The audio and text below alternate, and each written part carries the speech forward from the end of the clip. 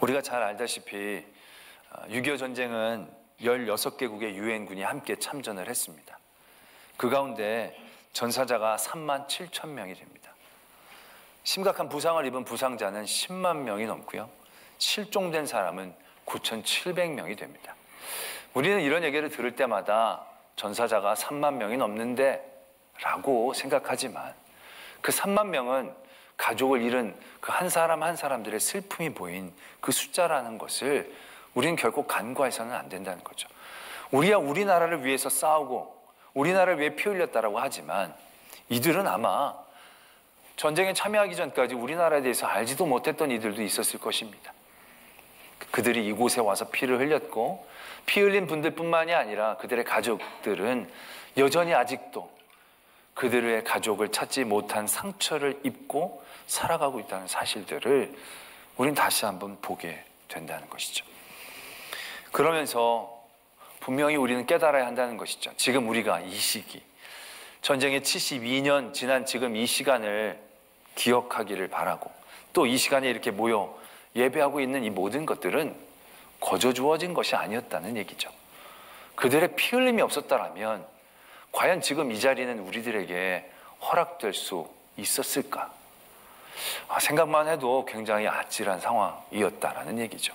지금 이렇게 마음껏 모여 찬양하고 마음껏 모여 예배하고 자유롭게 다니는 이 자유 대한민국이 이루어지기 위해서 정말 알지도 못하는 그런 젊은이들이 18세, 26세 되는 그런 젊은이들이 흘린 피가 있었다라는 사실들을 우리는 결코 가볍게 생각하거나 잊어서는 안 된다라는 것입니다. 우리의 모든 것이 어떻게 보면 거저 이루어진 게 없습니다. 그 어떤 것도 쉽게 이루어진 것은 없습니다. 우리가 누리고 있는 것이 있다면 그 밑을 따라가 보면 거기엔 분명한 피 흘림이 있다는 것을 우리는 분명히 아셔야 한다는 거죠. 단순히 전쟁에서 피 흘리신 분들의 피만 있었던 게 아닙니다. 우리가 이 믿음의 자리, 이렇게 건강한 믿음을 갖기 위해서 얼마나 많은 순교자들의 피가 뿌려졌습니까? 죄는요, 항상 사망의 값을 요구하기 때문에 그렇다는 얘기죠. 죄는요, 그냥 두질 않아요. 그냥 시간만 지나면 해결되어지고 불편만 참으면 되는 게 아니라 그까지 우리의 삶을 파고들어 사망의 값을 받아내는 게 그게 죄의 연약함의 가장 치명적인 모습이거든요. 하나님께서 아담과 하와에게 선악과 먹지 말라 얘기하십니다. 그러면서 그 이유를 이렇게 얘기하세요. 먹으면 반드시 죽을 거다. 반드시 죽을 거다. 선악과 자체가 독이 있어서 그거 먹으면 죽는다는 얘기가 아니에요. 하나님의 말씀에 불순종한 죄를 너희가 저지르면 그 죄는 너희를 반드시 죽일 거야 라고 경고하시는 거예요. 그렇지 않습니까? 결국 그들이 선악과를 먹었을 때 바로 죽은 건 아니에요. 그러나 그들에겐 이미 수명이 다가오기 시작했다는 거죠. 그건 멀리 봐서고요. 가까이에서도 그들은 피를 흘리게 만든다는 거죠. 어떤 일입니까? 그들이 에덴 동산에서 쫓겨날 때 하나님은 그들에게 가죽옷을 지어 입히셨어요. 그 이전까지 하나님이 만드신 피조물들을 다 아름답고 보기 좋게 만드셨어요. 그 어떤 것도 피 흘림 없이 살아갈 수 있는 동산이 에덴 동산이었어요. 그런데 이 아담과 하와가 죄를 지음으로 인해서 하나님은 하나님의 피조물의 피를 흘리실 수밖에 없었다는 거죠. 그들에게 가죽옷을 입혀 주시기 위해서 어쩔 수 없이 그들의 죄에 대한 값이 어떤 피조물의 피로 나타날 수밖에 없었다는 사실들을 우리 분명히 아셔야 한다는 것입니다. 우리가 회개하고 하나님은 용서해 줍니다. 그래도 죄는요, 끊임없이 그 부분에서의 피값을 요구하는 것을 우리는 기억해야 한다는 것이죠. 다윗이 밧세바와의 잘못, 인구를 조사하는 잘못 가운데 하나님 앞에 회개했어요. 하나님이 그를 용서해 주신다고 얘기했어요. 그러나 그의 용서는 하나님이 그를 멸하고 버리시지 않는 것이었지 사망과 피해 값을 내지 않아도 되는 걸 의미하는 게 아니었어요. 그가 밧세바의 잘못을 통해서 난 아이의 피를 값으로 받아냈어요. 그것으로 끝나는 게 아니에요. 그 집안에 칼이 끊이질 않았어요. 압살롬이 암논을, 압살롬이 아버지를 끊임없이 피 흘림이 간에 있었다는 얘기죠. 인구를 조사하고 나서 회개했어요. 금방 깨닫고 회개했어요. 그러나 그 죄는 피를 요구하는 거죠. 사망 권세는, 악한 권세는요, 피 없이는 절대로 물러가지 않았다라는 얘기죠. 그럴 때 우리의 그 연약함을 해결해 주시기 위해서 하나님은 예수 그리스도의 피를 우리에게 주셨다는 거죠. 그래서 예수 그리스도의 피 흘림이 없으면요, 우리는 아무것도 누릴 수가 없어요. 예수 그리스도의 피가 없었다면요, 우리가 갖고 있는 건 갖고 있는 게 아닌 게 되어지는 것이, 그 피로 말미암아 죄의 값이 치러지고 우리에게 사망의 권세가 물러나게 되어졌기 때문에 우리가 뭘 기다려 볼 수가 있는 거예요. 뭘 그려낼 수 있는 거예요. 뭘 바라볼 수가 있는 이 모든 것들이 예수 그리스도의 보혈의 피의 은혜와 능력으로 인하여 가능하게 되어졌다는 사실들을 우리는 분명히 기억해야 된다는 것이. 그래서 우리의 신앙은요, 피의 신앙이에요. 아름다운 많은 것들이 있죠. 화려한 능력도 있죠. 그러나 우리의 모든 신앙을 한마디로 요약하면 그건 피이다라는 것입니다. 정확하진 않지만 그럴 수 있을까 봐 제가 여러분들에게 가르쳐 드리는 게 있어요. 만약 여러분들이 나중에 하나님의 심판 때나 천국의 입구에 딱 서시게 될 때 천국문을 지키고 있는 천사가 여러분들에게 암구호 이렇게 물어보면 여러분들이 뭐라고 대답하셔야 될 것 같습니까? 암구호가 뭔지 모르시는 우리 여성 성도들도 계실 것 같아요. 암구호는 이게 군대에서 서로가 서로의 편임을 아는 신호입니다. 그래서 저녁마다 암구호가 나옵니다. 그 한쪽에 뭐 진달래 그럼 저기 종달새 이렇게 하게 되죠. 그 보초를 설 때 보초를 서다가 누가 와서 손들어 움직이면 쏜다. 종달새 그럼 저기서 진달래 그럼 오 충성 그러면서 받는데 여기서 종달새 그때 저기서 뻐꾸기 그러면 막 쏴도 되는 거예요. 딱 그게 암구호가 틀리면 진짜로 쏘지는 않지만 또 물어보고 또 물어보긴 하지만 진짜는 그냥 쏴도 되는 거예요. 그 암구호가 진짜 중요한 거거든요. 근데 여러분들이 만약에 그럴지 안 그럴지 모르지만 그럴 수도 있으니까 제가 꼭 얘기 드리는 건데 천국에 딱 들어갔더니 암구호 그러면 여러분들이 뭐지? 청운교회 이거 안 됩니다. 암구호 이필삼 목사님 이러면 안 됩니다. 암구호 뭐 42명 내가 전도한 숫자? 아니야. 23년 내가 다닌 숫자? 아니야. 그러면 230만 원 내가 낸 헌금 액수?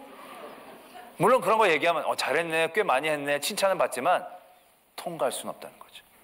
그때 딱 하나의 암구호, 그건 바로 다른 게 아니에요. 암구호! 그러면 여러분들은 피. 그러면 되는 겁니다. 피입니다. 예수 그리스도 보혈의 피. 그게 우리를 그 안에 들어가게 하는 가장 원천적인 힘, 근본적인 힘이 되어진다는 것을 우린 분명히 아셔야 된다는 거죠. 그래서 우리가 하는 이런 모든 일들은요, 보혈의 능력 위에 세워지는 겁니다. 그래서 찬송가 보면 그런 찬송이 있잖아요. 죄에서 자유를 얻게 하는 게 무슨 능력이요?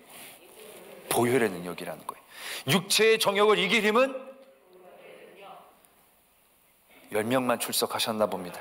눈보다 더에게 밝히는 것은 구주의 복음을 전할 제목 보혈의, 우리가 뭘 전해야 돼요?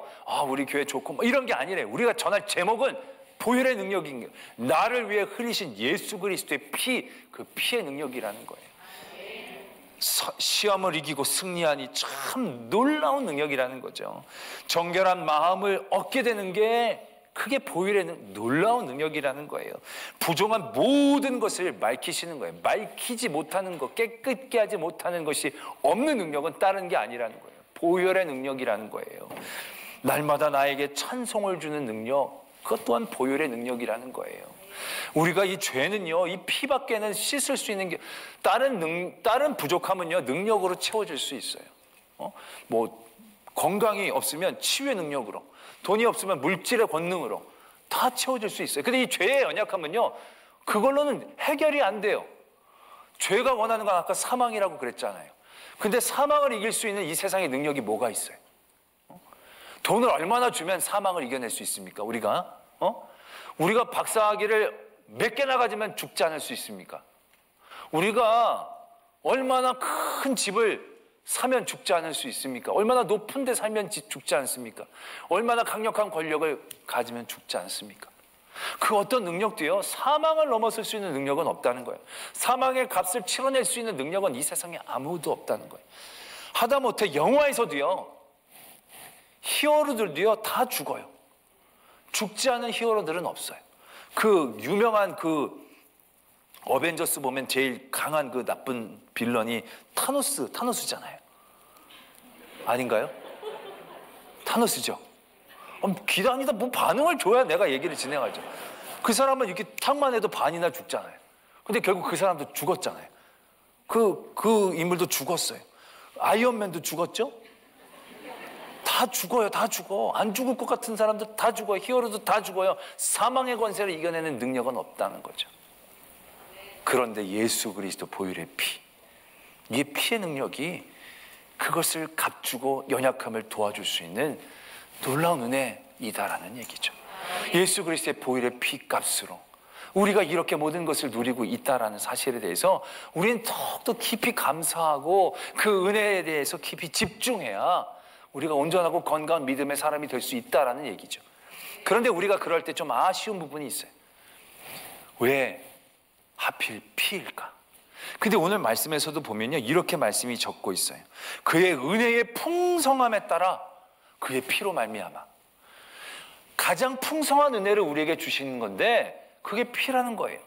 근데 여러분 생각해 보세요. 예수님이 우리를 위해 피 흘려 주신 그 장면을 떠올려 보세요.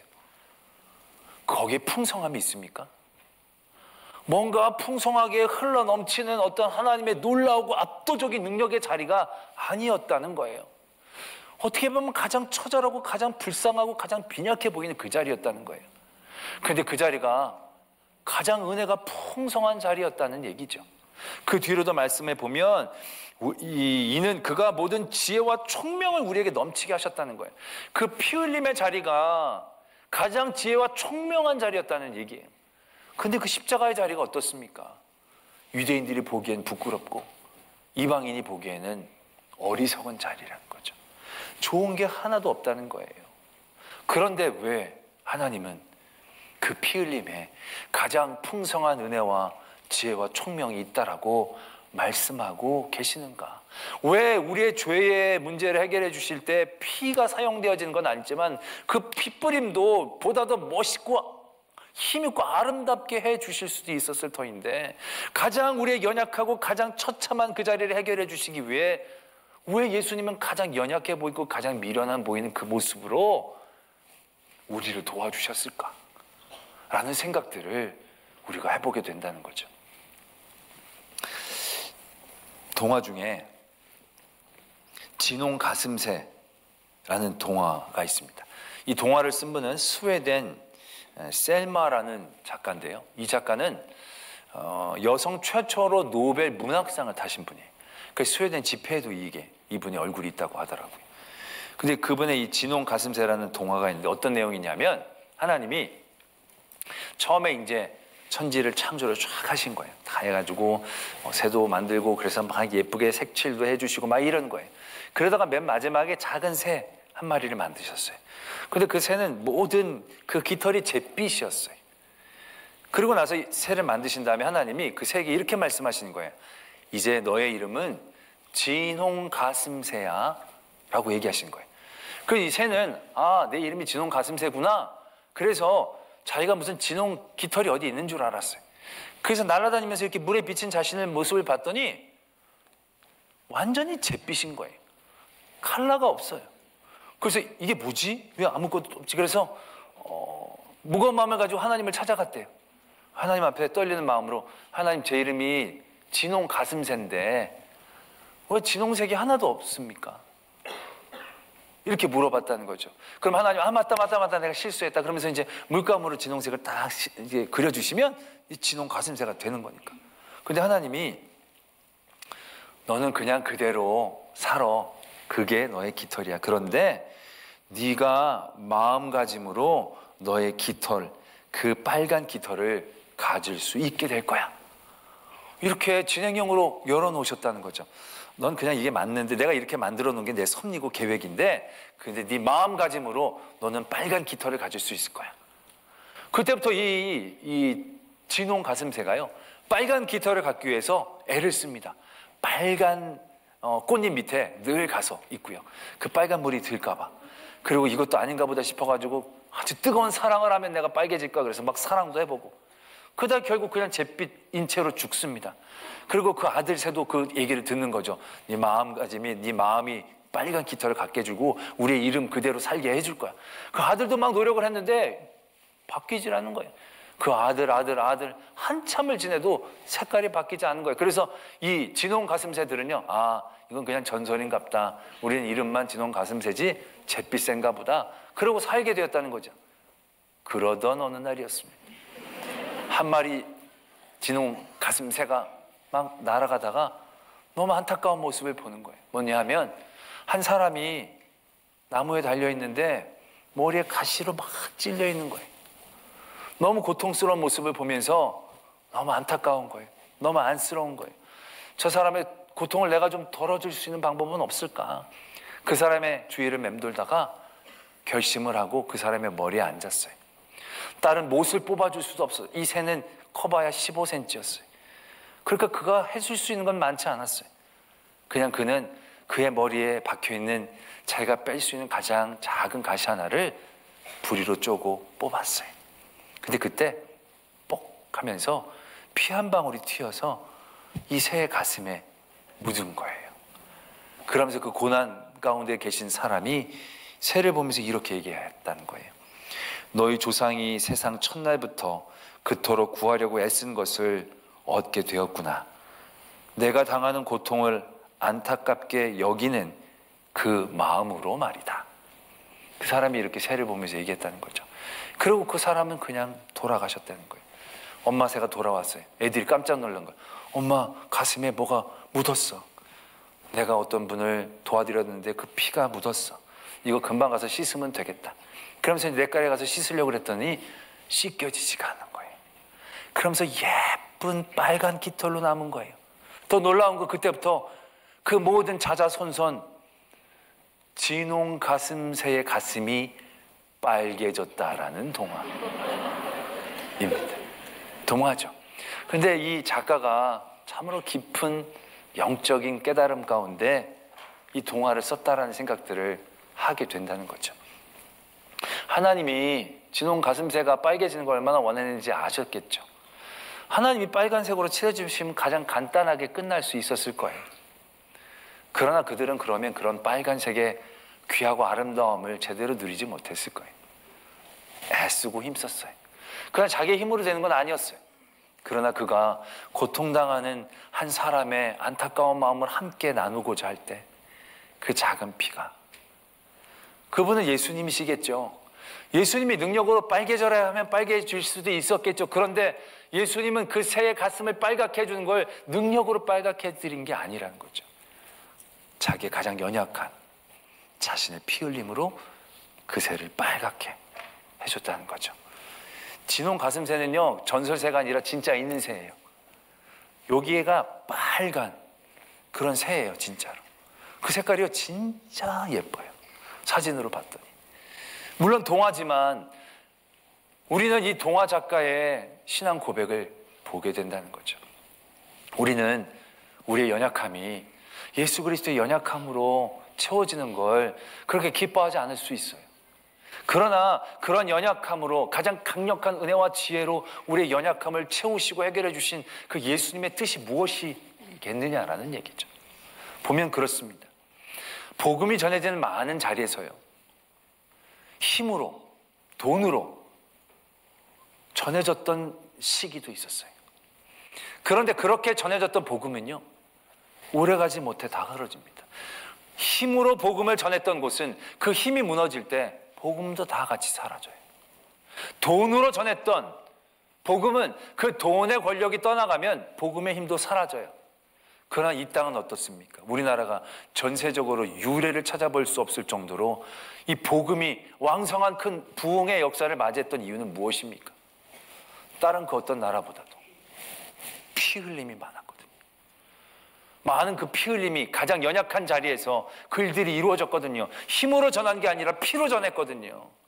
많은 사람들이 정복하고 전한 게 아니라 정복자들 앞에 꿀려지고 정복자들 앞에 잡혀온 그 상황에서 많은 일제의 유혹과 위협들, 많은 공산당의 총 앞에서 너 예수 믿으면 죽는다, 안 믿는다라고 얘기하는 그런 강압 앞에서 그들은 가장 연약한 모습이죠. 가장 힘없고 할 것 없는 그런 모습이었다는 거죠. 그러나 그들이 그 어떤 신앙의 모습보다도 가장 강력했다는 거죠. 가장 충만한 은혜의 자리에 있었다는 거죠. 그들은 이길 수도 없었어요. 도망갈 수도 없었어요. 그러나 그들이 가장 강력하고 가장 지혜로울 수 있었던 이유는 뭡니까? 피 흘릴 수 있었거든요. 예수 그리스도를 위해 피를 흘릴 수 있었거든요. 그렇기 때문에 그들은 연약했지만 가장 강한 능력을, 가장 역사를 이뤄낼 수 있었다는 것입니다. 예수님이 가장 능력으로 우리를 도와주시고 우리의 연약함을 도와주셨다라고 한다면 우리는 또 다른 강함에 그냥 끌려갔을 뿐일 거예요. 또 다른 강함에 우리는 그냥 휩쓸려 갔을 거예요. 그러나 예수님은 가장 연약함으로 우리를 도와주셨어요. 근데 가장 큰 연약함이 가장 큰 지혜였고 가장 큰 은혜의 풍성함이었다는 얘기죠. 이건 그 누구도 흉내낼 수가 있는 게 아니라는 거예요. 그렇기 때문에 우리는 그 깊은 은혜의 자리를 경험하고 알게 되어진다는 거예요. 그리고 우리도 깨닫게 된다는 것입니다. 우리에게 주어진 이 은혜를 우리가 어떻게 나누고 전할 수 있는지. 우리가 연약할 때 우리는 우리의 연약함에 갇혀버립니다. 나도 연약한데 누굴 도와? 나도 아픈데 누구를 돌봐? 나도 무식한데 누구를 가르쳐? 우린 다 내 연약함에 갇혀서 아무것도 못한다라고 생각을 합니다. 그러나 여러분, 예수님이 우리에게 가장 큰 사랑을 주셨을 때는 언제입니까? 예수님이 우리에게 가장 큰 지혜를 전해주셨을 때는 언제입니까? 예수님이 가장 큰 위로로 우리를 이렇게 세웠을 때는 언제입니까? 하나님의 아들로 면류관 쓰셨을 때였습니까? 흰 가운을 입고 내려오실 때였습니까? 뒤에 후광을 비춘 그때였습니까? 아니요. 가시관을 쓰셨던 그때였습니다. 끌려다니셨던 그때였습니다. 아무것도 도와줄 사람 없고 아무것도 할 수 있는 힘이 없는 그 자리, 그곳에서 예수님은 우리를 가장 강하게 도와주셨다는 거죠. 마찬가지입니다. 그 지혜와 총명과 은혜의 풍성한 그 자리에서 우리는 깨닫죠. 우리는 많은 연약한 이들을 바라보며 우리의 연약함을 한탄하고 우리의 부족함 때문에 멈칫거립니다. 그러나 여러분, 연약한 형제들 앞에 우리에게는 줄 것이 있다는 거죠. 힘없고 가난한 이들 앞에 우리가 돈을 줄 수는 없습니다. 그러나 그들에게 우리는 여전히 줄 게 있는 거예요. 아마 그들에게 돈을 주면 좋아했겠죠. 그러나 돈이 떨어지고 나에게 돈이 떨어지면 그들은 떠날 겁니다. 그러나 그들에게 내 피를 준다면 그들은 정말로 귀한 은혜의 자리를 만나게 될 겁니다. 건강이 없는 이들을 고칠 수 있는 능력은 우리에게 없죠. 그러나 우리는 그들에게 피를 줄 수 있다는 겁니다. 그 피의 자리가 가장 위대하고 지혜로운 자리인 거죠. 우리의 부모님들이 다 우리보다 지혜롭고 우리의 부모님들이 우리보다 다 부유한 건 아닙니다. 그러나 우리의 부모님들을 우리가 사랑하고 존경할 수밖에 없는 이유는 무엇입니까? 그분은 우리들에게 피를 흘려주신 분들이거든요. 희생하고 헌신이라는 이름으로 가장 지혜롭고 가장 능력 있는 우리의 연약함을 만져주신 분들이거든요. 바로 그것과 같다라는 얘기죠. 오늘 예수님께서 우리에게 피로 보여주신 가장 큰 연약함의 도우심의 그 자리, 그 모습 그대로 우리가 본받아야 한다는 것이죠. 세상에 많은 것들도 줄 수 있지만 우리에겐 여전히 다른 사람들을 도와줄 수 있는 가장 큰 능력이 있는 겁니다. 다른 모든 사람들을 깨닫게 할 수 있는 가장 큰 지혜가 있는 것입니다. 내가 가장 전하고 내가 가장 기뻐할 그것이 내 안에 있다는 겁니다. 그건 보혈의 능력이고요. 우리의 피 흘림이다라는 거죠. 우리에게 주시는 이 귀하고 놀라운 지혜와 총명과 은혜의 자리에서 더 큰 하나님의 피의 능력, 피의 은혜를 깨닫고 전하고 누릴 수 있는 저와 여러분들이 되어지기를